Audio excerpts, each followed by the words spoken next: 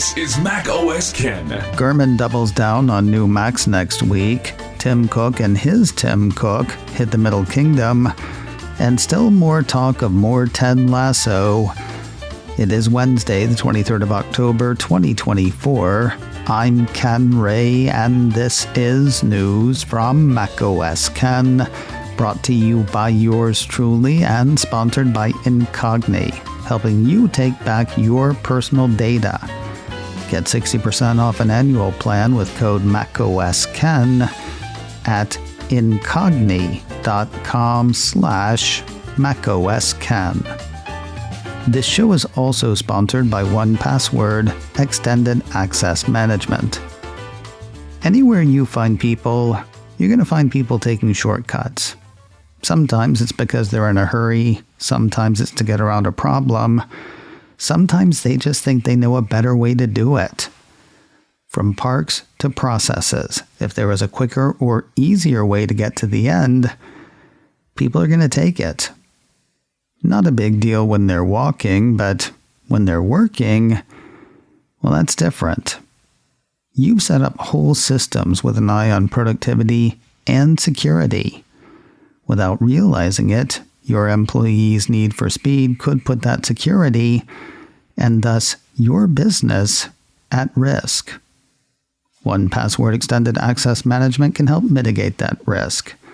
It puts unmanaged devices, unknown applications, and rogue identities under your control, making sure every user credential is strong and protected, every device is known and healthy, and every app is visible.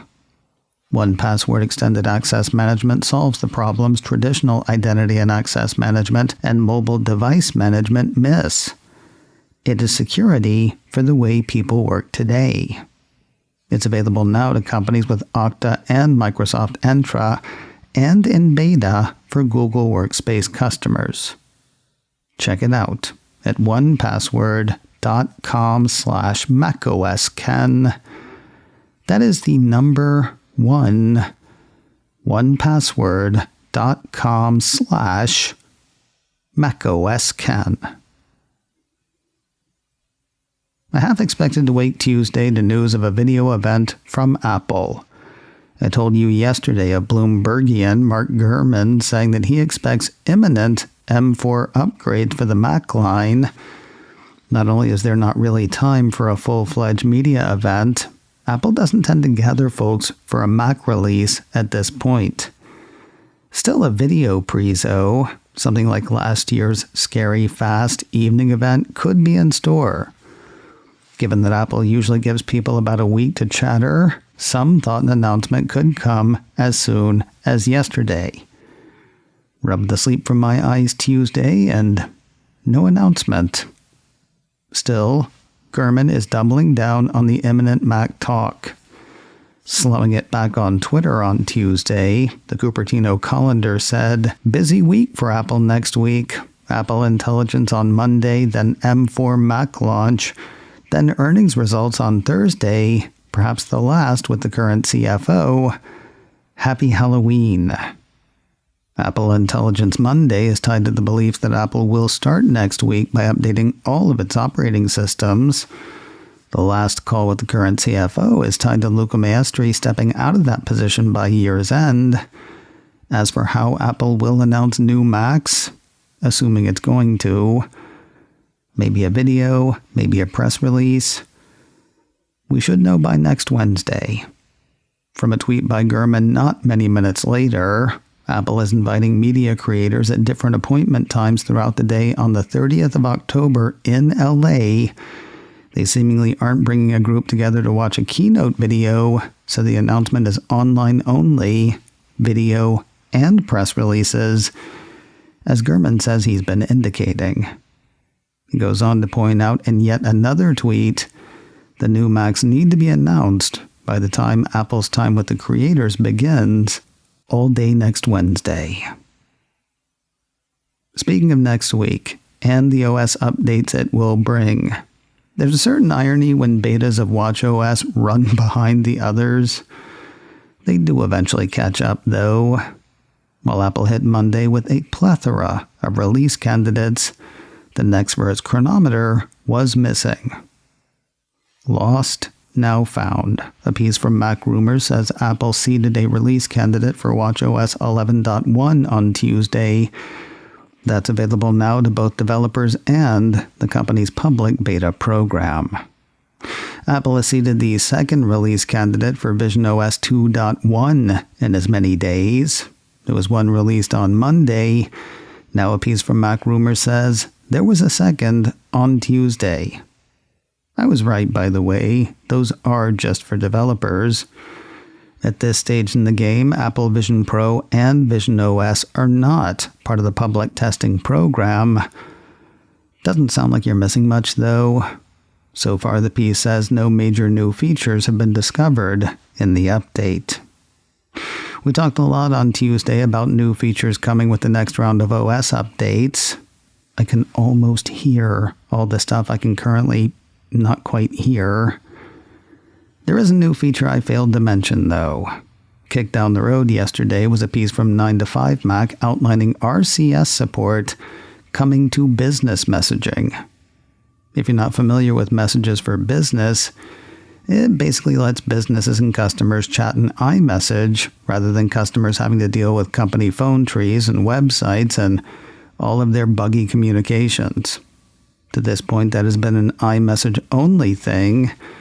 Starting with iOS 18.1, 9to5Mac says the feature is expanding to support RCS networking as well. An interesting turn in the TSMC sanctions story. I told you earlier this week of an investigation by the U.S. Commerce Department into the Taiwanese chipmaker after some of its processors apparently ended up in use by Chinese tech company Huawei.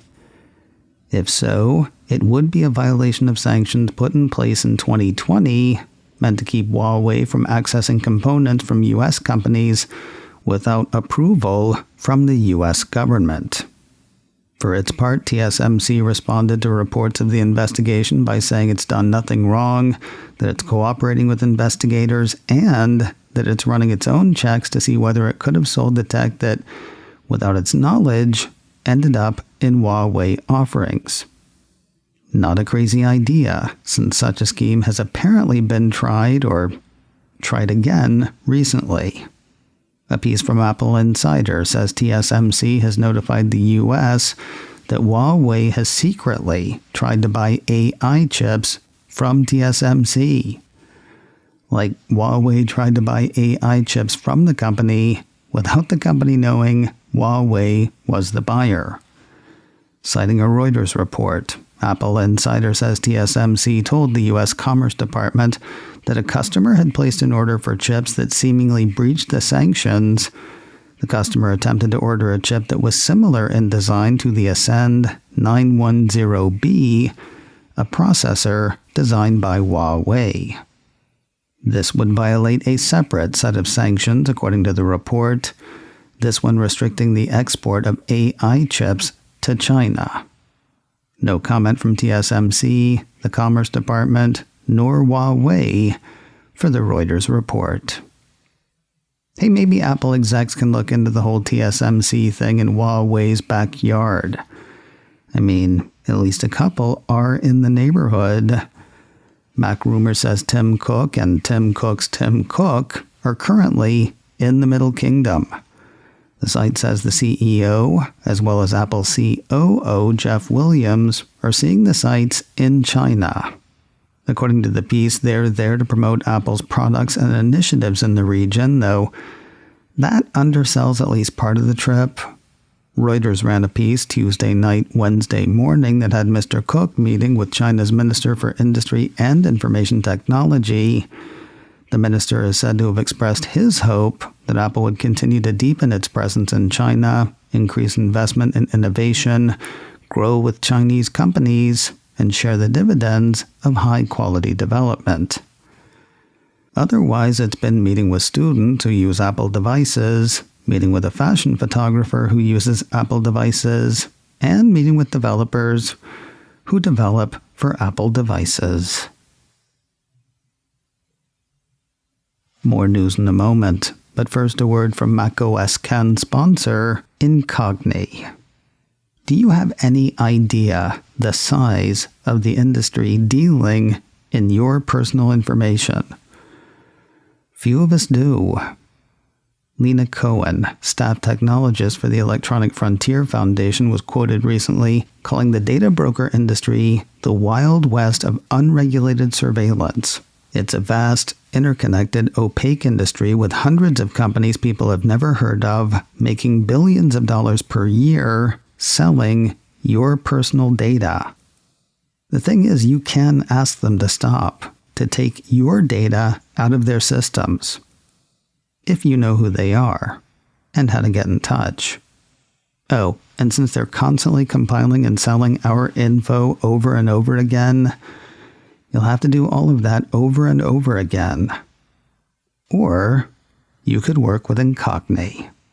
Make an account, give them permission to work on your behalf, and Incogni requests data brokers remove your data. Incogni deals with any objections the data brokers have, and Incogni keeps doing it.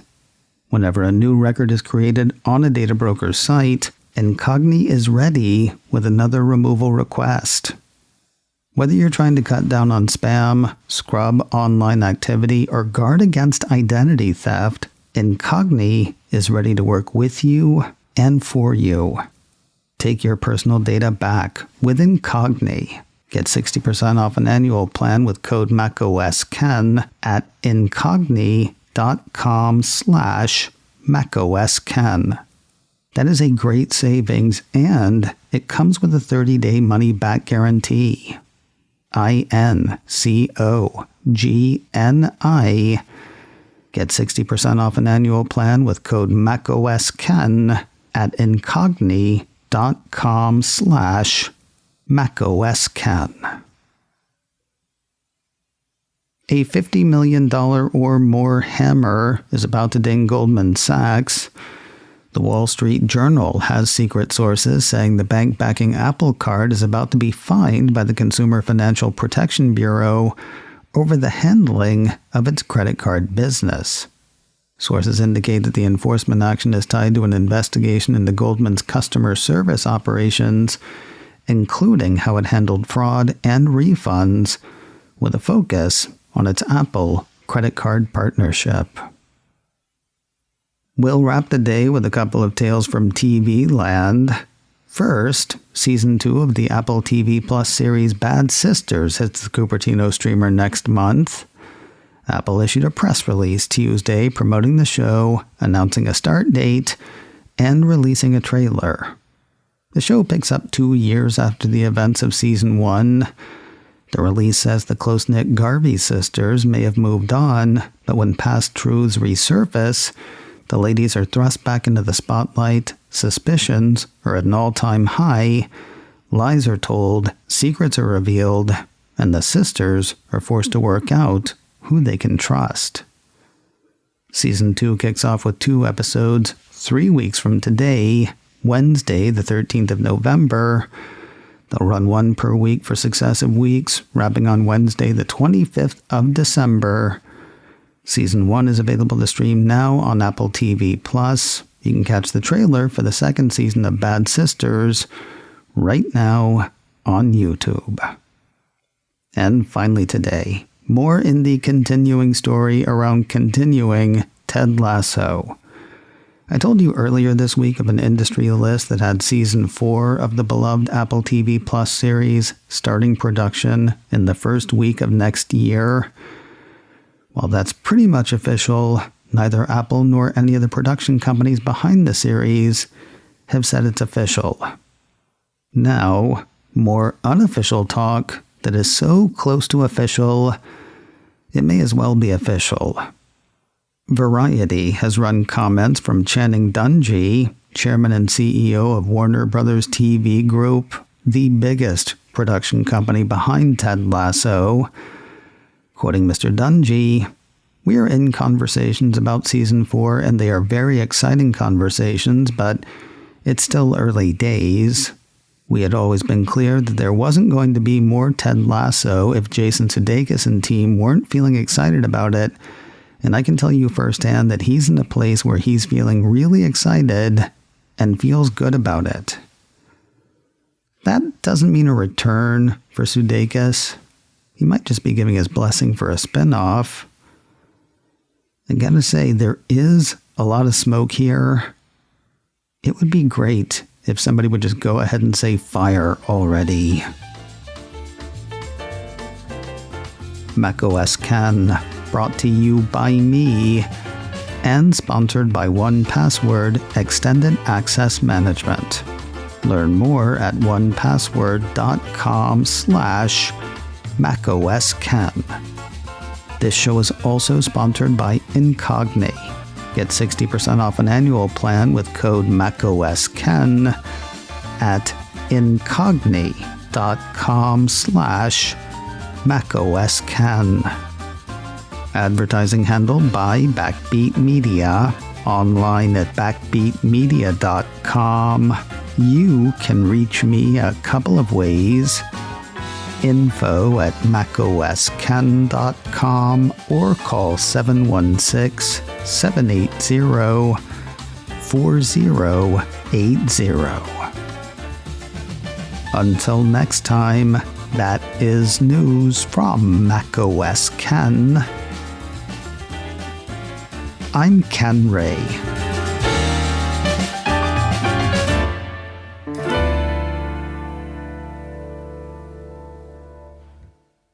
Ciao.